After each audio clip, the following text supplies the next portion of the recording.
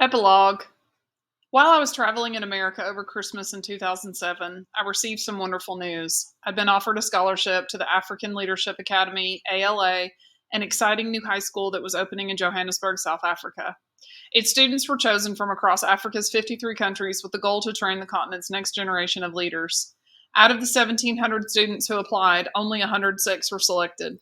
Many were entrepreneurs and inventors like me who'd overcome hardships and were improving the lives of their families and neighbors. Others were simply the smartest kids in their countries, having scored the highest grades on their national exams.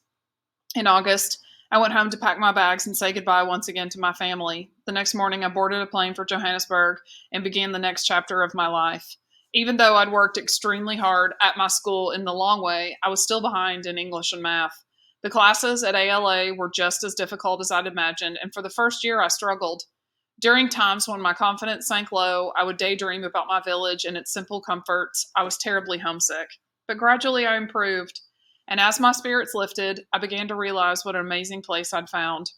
The school campus was beautiful, with giant shade trees, lush green soccer fields, and peacocks that strutted across the lawn. But the best part of ALA was the many friends I met, people who, despite their young age, had already led extraordinary lives. There was Miranda Nyaki from KwaZulu-Natal, South Africa. During a big teachers' strike that closed down her school, she began teaching the students herself, leading courses in math, science, and geography, so no one's education would be interrupted.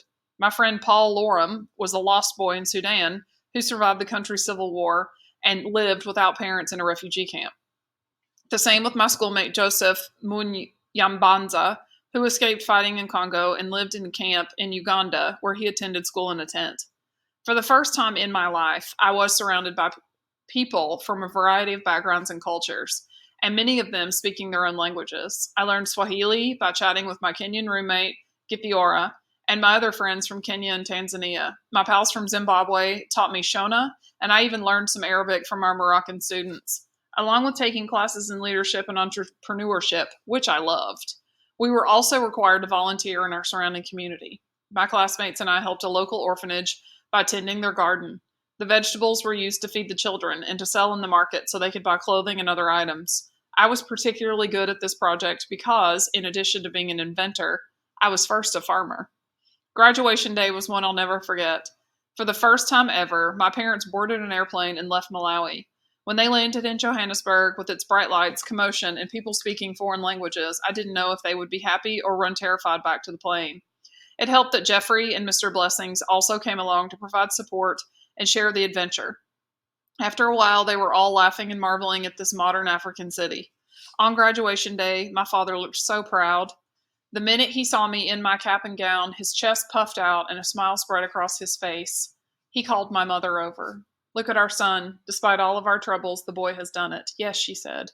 "William, today you're making your parents very happy." While all of this was going on, I was also working on the book about my life. My friend, Brian Mealer, a journalist who'd worked in Africa, came to live with me in my village for several months. He and Blessing spent their days interviewing me and my relatives, along with everyone in Wimbe who knew anything about me. At the end of each day, we sat together and put all the stories to paper. Even after everything I'd been through, writing a book felt like an amazing accomplishment. The Boy Who Harnessed the Wind was first published in September 2009. To help spread my story, Brian and I embarked on our own adventure across America, one that included a dozen cities and 15 different airplane rides. We spoke at schools, lecture halls, bookstores, and even appeared on the radio and television. In every city we visited, I was so encouraged by the large numbers of young people who showed up at our events. Most were around the same age I was when I made my windmill, and some were even younger. The parents who brought them usually said something like, "The next time Billy complains about such and such, I'll tell him that William nearly starved." This made me laugh, but really, the kids told me they enjoyed the book because it made science seem cool. It also made the world seem more interesting than anything they'd ever seen on television. I was really happy to hear such things. If someone like me had ever visited Cachacola when I was a student and talked about science and experiments, I would have never left him alone. Toward the end of my book tour, I was lucky enough to visit Dartmouth College in Hanover, New Hampshire. Already, I'd been looking around at several colleges trying to decide which one was best for me. I liked them all, but Dartmouth impressed me the most. It was a member of the prestigious Ivy League colleges and situated alongside a river surrounded by groves of elm trees. In particular, at the Thayer School of Engineering, I was delighted to discover its tool library where students could check out power tools and batteries as if they were books. Not only that, the machine shop was filled with all kinds of saws and welding kits needed to build just about anything. I couldn't wait to tell Jeffrey and Gilbert. In addition to science, I also wanted to learn about history and politics, study more languages like French or Mandarin, and perhaps even take courses in painting and acting. I was also encouraged by the number of Africans who attended the college. While touring the campus, I spoke Swahili with a couple of Kenyan engineering students who told me, "Come to Dartmouth, brother. Here I have a family." I'm happy that I took their advice because the next 4 years were some of the best of my life. I won't say that college was easy. Like at ALA, the first year was so challenging that I often got discouraged. At times, it was like climbing a sheer cliff straight up. But with the help of my advisors and tutors and a lot of time spent studying and reading, my second year got a lot better. By the third year, I was the one helping other students, but not all of my time was spent in the classroom. At Dartmouth, they believe in learning through projects, and the engineering labs were the greatest places to tinker and experiment. My first year, some classmates and I built a refrigerator that didn't use electricity, but instead an intricate system of water pumps and vacuums. It worked, but never got as cold as we wanted, so I'm still playing around with it. Another of my favorite projects was a kind of vending machine for charging cell phones. Remember me describing the sidewalk stalls? The problem is they take too much time, and most people are afraid of leaving their phones unattended. The machine we invented allows people to safely lock away devices while they are being charged. First, they insert a coin to get a key, which unlocks a personal phone-sized locker with its own power source. Plug in the phone, lock the cubby, and come back in a couple of hours. Best of all, the machine is powered by solar panels, allowing it to be used anywhere in the world. Now that it's 2014 and I've graduated from college, people are asking me what I plan to do with my life and where I'm going to live. Sure, it would be nice to stay in the States, find a good job in Silicon Valley or New York, and make a lot of money, but that's not me. While I really love the United States, both my heart and life's work belong in Africa. I'll spend another year at the design firm IDEO in San Francisco pursuing an internship so I can learn more about business and design, and after that, I'm going home. I have a long list of projects I want to start in Malawi, and several are already underway. After my first appearance at TED, Tom and I started a nonprofit group called Moving Windmills Project to help fund local village improvements and to pay for tuition. Some of the money comes through donations, while the rest I earn by traveling the U.S. and speaking about my life. One of the main goals for Moving Windmills was to rebuild the schools in my area. As I mentioned earlier, the conditions at both Wimbe Primary and Cachacolo Secondary were terrible. We had no desks, books, or proper supplies. The schools were without electricity and clean water. The windows had no glass to keep out of the cold, and the roofs leaked when it rained. Wimbe Primary was built in 1950 and intended for only about 400 students, although more than 1,400 attended when I was a boy. In Malawi, the government only funds certain school buildings, sending their money instead to pay teacher salaries and housing.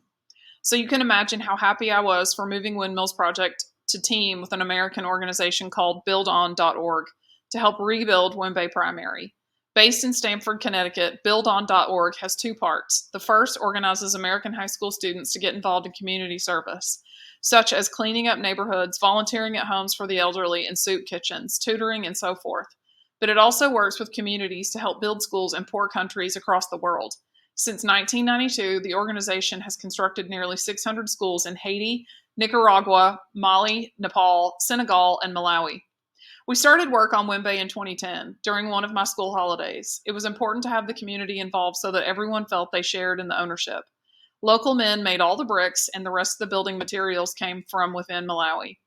As of 2014, we've built 4 new school blocks with 2 classrooms each, enough space for over 200 more students, each with its own desk, and each building is powered with LED lights, solar panels, and deep cycle batteries, allowing kids and their parents to stay late and study into the night. Reading is also a lot more fun there. Thanks to the Pearson Foundation, we added 10,000 new books to the library where I first learned about science. Miss Sikolo now has so many books that she's sharing with other schools in the district. And as for Cachacolo, people ask me if I'm bitter toward them for kicking me out, but I'm not. In fact, not long ago, I went back and solar powered the entire compound. We also installed computers connected to a cool program called eGranary, which delivers the wonders of the internet in places without a network connection. They call it Internet in a Box, and it gives people free access to over 3,000 websites, 50,000 books, and more than 100 educational and computer software programs. We even hooked it up to a Wi Fi network so that everyone in the region with a smartphone can use it 24/7, especially kids who may not be able to afford tuition. I've now sent most of my sisters to private school. Doris and Aisha are enrolled in college. Doris is studying to become a nurse, and Aisha is working toward a degree in rural development. The younger ones are busy learning English and teaching it to their friends. I also helped Gilbert start a small music and film studio in Kasungu. As for Jeffrey, he's still in Wembe. His mother fell ill recently and requires his constant help around the house and farm. That also means he can assist my father, who's busier now than ever. Thanks to my book sales, I founded a small business, a maize mill in Chimama, that my family now oversees. And since our farm is producing double the harvest these days, I had to buy 2 pickups to help carry our crops to market. I'm also trying to start a transportation business. So during my last year at Dartmouth, I ordered a minibus over the internet from Japan that now moves people up and down Malawi's main highway. My hope is to create the first shuttle service from Kamuzu International Airport in the Lilongwe. Right now, we only have taxis and dusty minibuses where you're likely to share your seat with a farmer's goat or chickens. These businesses are mainly a way to support my family, and they'll do most of the work. Because when I get home, I'll be focused on much bigger things. For one, I'm still dedicated to bringing water and electricity to the rural poor. Already, I have designs for easy to assemble drills for water wells, along with windmill and battery systems to provide electricity.